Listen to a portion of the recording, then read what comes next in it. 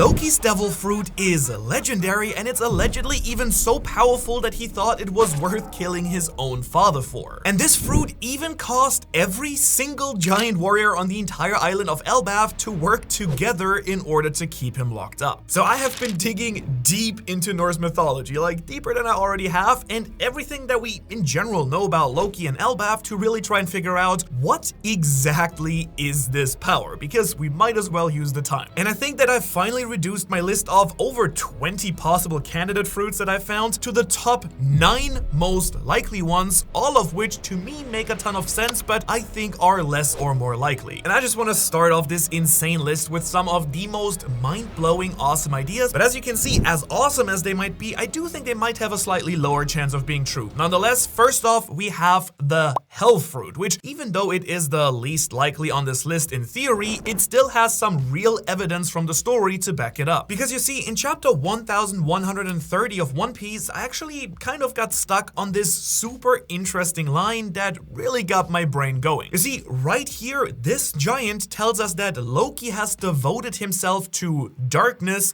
which honestly kind of gave me major Blackbeard vibes right off the get-go, but if we're trying to match a devil fruit with the idea of darkness itself and Norse mythology, then we just have to consider a human fruit model, Hel. And in case you don't know what the heck I'm talking about, in the mythology, Hel is actually one of Loki's children, not Odin's like it is shown in the Marvel movies, who he sent to rule over Niflheim, or basically the underworld. And I just want you to think about it for a second, just how cool would it be to have a devil fruit based on the ruler of the underworld? I mean, I'm just imagining powers over life and death, or maybe even being able to summon something like spirits of the dead or something like that. Like a little bit how Moria's shadow powers work, but on a whole different level. And then I also thought that if Loki had this fruit, then maybe he would even have something like insta-kill abilities just by looking him in the eyes, which would explain why his eyes need to be covered. I do gotta say though, as cool as this is though, it does just seem a little bit too much of a busted power maybe. So instead, how about an all-powerful, supreme, human fruit model, Odin? Which admittedly on second thought is maybe a little bit ridiculous to say that this is more likely than Hel, because Odin's mythological powers would be even more broken than that first devil fruit. And that's because I found out reading Norse mythology that Odin is said to be this all-knowing, all-powerful, and all-seeing being. So I'm kind of thinking that this fruit could automatically give you future sight and maybe even the ability to read people's minds. On top of that, Odin is also said to have elemental magic, so throw in all of the standard fire, water, lightning powers, whatever you want, that go with the chattiest of all the gods, and I mean, that gets really scary. And on top of that, the Norse Odin has even traded his own eye for really expansive knowledge and all-knowingness, which could, once again, if we wanted to, explain why Loki's eyes are bandaged in this introduction as well. And so, since we do have a character named Loki in the story already, it just makes a lot of sense to me that Odin might show up either as a character, as I've made a whole video about, or as a legendary devil fruit. But even Odin's unbelievable devil fruit potential would be nothing compared to the most likely devil fruit on this list later on. But first, before we get to that, ooh, what a nice tease, I next want to dive into this devil fruit possibility, which is actually one of my all-time favorite ideas, and I would actually absolutely love this to see this in Elbaf in general. I'm talking about an illusion devil fruit. Now, let me explain what I mean here, because there are actually a bunch of chapters in Elbaf that always hint at this power. Because first off, do you remember reading the first few chapters of Elbaf and being like, what in the world is going on here? I mean, I definitely had that exact reaction for like 3 chapters in a row. We kind of have Lego buildings, giant rabbits, an entire made-up kingdom, false sun gods,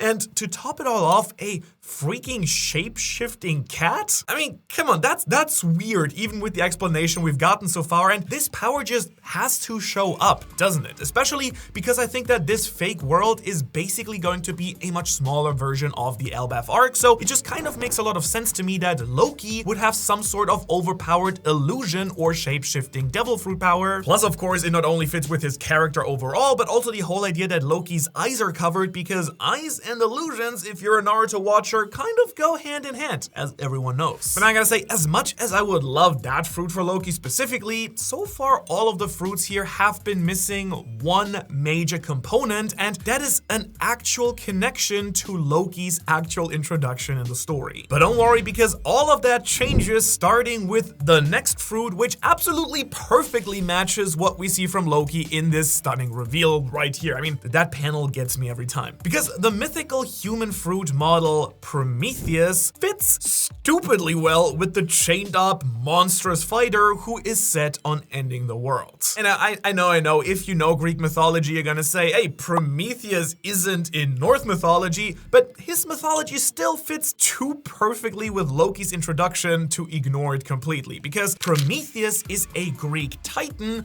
who stole the fire from the Greek gods and gave it to humans as a gift. And so as punishment, Zeus chained up Prometheus to a cliff, which is very eerily similar to how we first meet Loki here. Plus, Loki does also call himself the sun god, and Prometheus is also considered god of fire. And obviously the fire that Prometheus gives to humans is like giving them light and energy and heat and, you know, all like basically not, it's a whole metaphor thing, you get it. So the idea is sun, fire, it fits pretty well if you ask me. Plus, I mean, when I thought about it, just how epic would it be, okay, to see Loki burst out some titanic fire powers once he gets free? Like, damn. But if Prometheus is a little bit too far outside of your comfort zone here, how about we actually get back to Norse mythology, because they, of course, also have an entire race of fire giants, with the greatest of these being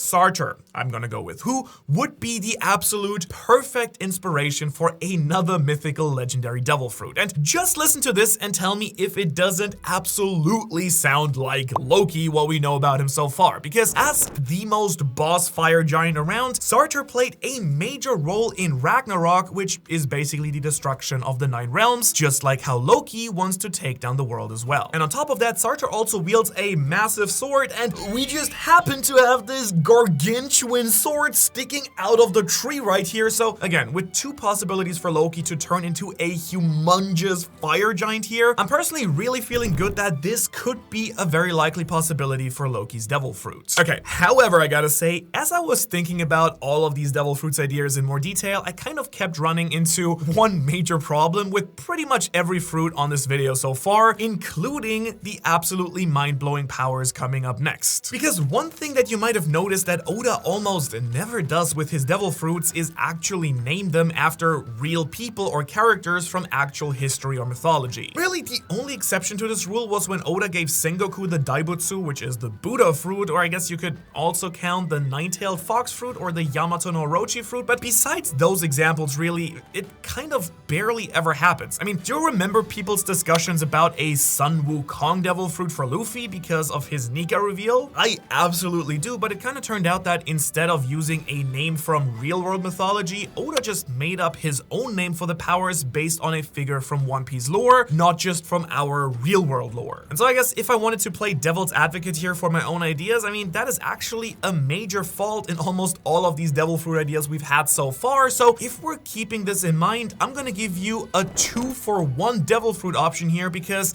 it's entirely possible, I think, that Loki has some sort of legendary fire titan or ice titan fruit that isn't necessarily gonna be based on any real mythological figures from our real world. But let me tell you, that wouldn't make these options any less absurdly powerful, but probably not quite as broken as the fruit coming up next, because I kind of have to be honest, every fruit that we've discussed so far has had maybe 1 or 2 connections to Loki's introduction in the story so far, which is why they landed a lot closer to the least likely side of our scale here. But that all now changes with this next fruit, because because this option just makes so much sense based on Loki's introduction that I'm really excited. I got super excited when I saw this one. Because next up we have the much speculated Fenrir fruit based on the mythological giant Norse wolf. And like just straight out of the gate, obviously a gigantic demon wolf Loki would just go insanely hard that I would consider it an option just based on the coolness factor. But luckily Oda's also left us with multiple clues throughout chapter 1130, all pointing towards this mythical wolf fruit as well. Because first we can see as the Straw Hats are making their way across the bridge here, they notice these enormous wolves prowling the forest below. Okay, let me quickly explain. This is important for two reasons. Because first, Fenrir and giant wolves of course go hand in hand, but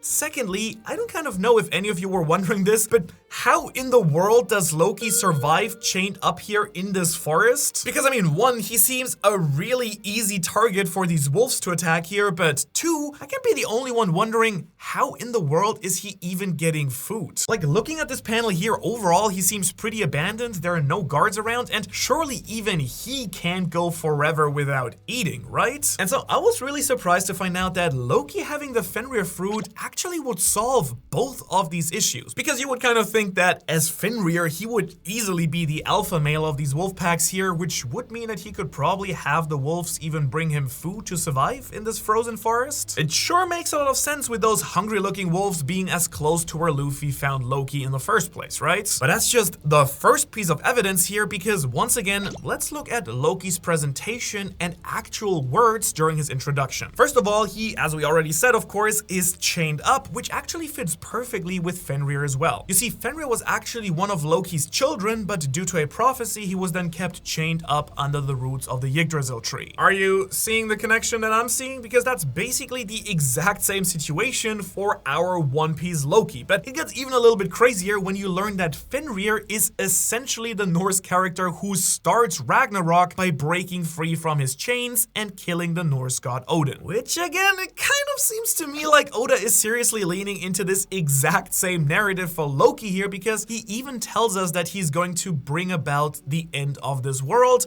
Plus, Loki already killed the ruler of Elbaf, just like Fenrir killed the ruler of the Nine Realms before as well. Allegedly, at least I gotta say. We don't know that for sure yet. And on top of all that, Fenrir also bit the hand off of the Norse god Tyr, who I often have interpreted as an inspiration for Shanks. Which is just really interesting, since Shanks of course also has these really deep ties to Elbaf, and I kind of wonder if Shanks even helped capture Loki in the first place, but that's gonna be a topic for a whole other video once we know a little bit more about Loki's character. But yeah, the Loki-Fenrir connection is so far the strongest connection we've had yet, and I'm personally 100% on board with this specific idea. And if I'm 100% on board with this devil fruit, you can imagine just how badly my mouth literally dropped when I realized just how likely this next devil fruit for Loki actually is. It's just incredible to say the least, because one of the earliest things that we learned about Elbaf came from the Little Garden arc, where we met the giant pirate captains Dory and Broggy. And if you're just anything like me, you were probably also so amazed by the introduction that you completely forgot about one of the most important clues about the future of Elbaf. And to actually find this clue, I want to quickly go back all the way to chapter 119, where Dory here names the god of war Elbaf. And again, this is probably really easy to forget unless you're specifically looking at everything that we do know about the giants, kind of like I did for this video, but knowing that the giants already worship a god of war brings up a really super interesting possibility here. Because remember, we already know that the giants are very much aware of the sun god Nika, and honestly, I think it's pretty easy to think that Nika was the god that they worship just based on everything going on recently in the manga. But if their most important god is actually the god of war, Kratos— oh wait,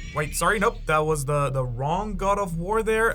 If the god of war is so central to Elbaf's beliefs in general, then wouldn't it make sense that this god also has an OP devil fruit, just how the Nika fruit exists? You're gonna see where I'm getting with this? Okay, I'm just gonna say it straight up, because I think it would be insanely likely that Loki actually ate the human fruit model god of war Elbaf. Yeah, I know, pretty awesome. And I mean, and also remember that we were just told basically that Loki's devil fruit has been passed down through the royal family of Elbaf, and that Loki has had to kill his father father to obtain it, which then of course instantly brought up so many questions in my head, like what would this god of war's powers actually be? I mean, just off the top of my head, it should be at least giving the user an unbelievable boost in all physical abilities, weapon skills, and battle intelligence, I guess. But if we're actually going there, I mean, that's kind of the bare minimum. I mean, surely something that is considered legendary would have some extra special unique powers, which we might have even gotten a hint at what that could be with the giant sword once again. Because in my head, a god of war fruit might even let the user become absolutely supersized. Not giant sized, they're already giants, super giant sized. I'm talking big enough to wield this massive blade and truly strike terror in all who oppose them. Plus, I'm not sure if you'd agree, but at this point, I kind of assume that Luffy will at some point also be able to transform into this type of Giga Titan. So I'm just getting really hyped imagining this colossal battle of titans between these literal island-sized Loki and Luffy. Whew!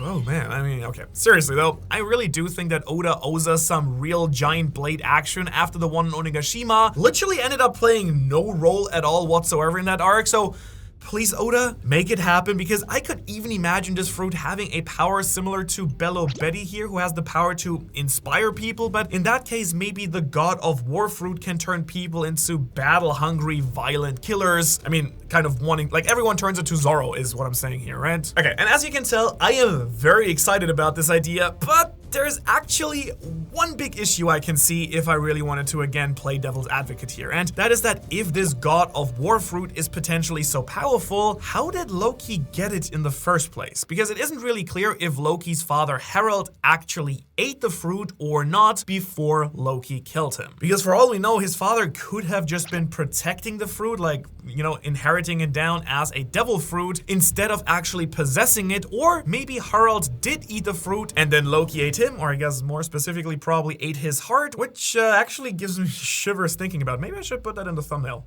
But anyway, I mean, you get some serious Big Mom flashback vibes here, but still, I really want to know how this entire thing went down, and I mean, to be fair, if it's even true to begin with. And then of course we also have to consider that somehow the giants altogether managed to defeat and capture Loki, and just based on what we speculated so far about this god of war fruit, I doubt that even the whole island of giants would be able to take down Loki if he had such insanely monstrous powers, unless again, maybe someone like Shanks helped. So if it's not the god of war fruit, then what's actually left here? I mean, once again, I want to say it does seem like a pretty great option based on all the lore around Elbaf, but there is one devil fruit that connects a few more pieces of evidence that we haven't even discussed yet at all, and that is the legendary nidhogg devil fruit. Let me bring you up to speed on what the heck even is the nidhogg, and then we'll connect it a little bit to Loki. So first off, the nidhogg is a really famous dragon from Norse mythology. The reason it's so famous is that it endlessly keeps biting and gnawing at the roots of the Yggdrasil tree, and if the nidhogg ever successfully chewed through the roots, it would send Yggdrasil crashing down and cause unending chaos. And does that sound like the dream of someone that we just met? Yeah, just wait until you hear all the other hints that we have coming up next. First of all, we have this line from chapter 1130 that Loki devoted himself to darkness. Darkness, which we already know that the nidhogg basically just lives in eternal darkness at the root of the world tree, but honestly, you might be thinking that that's a pretty weak connection, but wait until you see this. Because while admittedly we can't see it fully, it sure seems to me that the sail of the new giant warrior pirates has the symbol of a dark dragon on it, right? Which just make me curious, why? Why have the symbol of a dragon on your ship unless it is some sort of really important symbol in your country? On top of that, we recently also learned that the captain of this ship, Hyrogin, is a royal prince who was probably actually first in line to inherit this legendary devil fruit, which to me just adds even more evidence that this dragon is an important symbol of the royal family of Elbaf, and to Hyrogin in particular. And then to tie this all off, Loki clearly stated that his goal is the end of the world, which is literally the exact same thing that the nidhogg is trying to do by chewing through the roots of Yggdrasil. But I mean, beyond all of the evidence, can you just imagine a giant, dark, dragon-like creature? I mean, to be fair, some people might at this point be tired of dragons after everything with Kaido and Momonosuke and Wano, but not to me, honestly. No, I mean, bring on the Norse dragon in all its glory, please, because I want to see Loki flying around, raining fire and darkness down on Elbaf. I mean, yes, we had one tree already burned down with the great tree of the Library of Ohara, but what about a second tree, huh? We can have that. But what's even crazier to me, though, is that all that knowledge from Ohara is now actually on Elbaf, so who's to say that Oda won't do another burn a tree and all the knowledge of Ohara once again, with Loki burning down the Yggdrasil tree with great bursts of powerful fire. Which means that we would then, of course, need a hero to take down this mythical dragon, and in my opinion, that person is not who you're thinking of right now. Because as we all know, Usopp has been waiting forever now to reach Elbaf and prove himself as a brave warrior of the sea, and what better way to do that than sacrificing himself to save the land of the giants. So yeah, what I'm saying is, I do think that Usopp's death in the story is a real possibility, but he's surprisingly not the only super important main character who could die before the end of One Piece, and if you want to see who else I think will die before the end of the story, you can watch that video right here. As always, thanks so much for watching, and of course, once again, thanks to all the Patreon members. There's a lot of cool bonus content and early chapter reviews and stuff like that on the Patreon. If you want to help the channel out, please do that as well. And I will hopefully see you in the next one.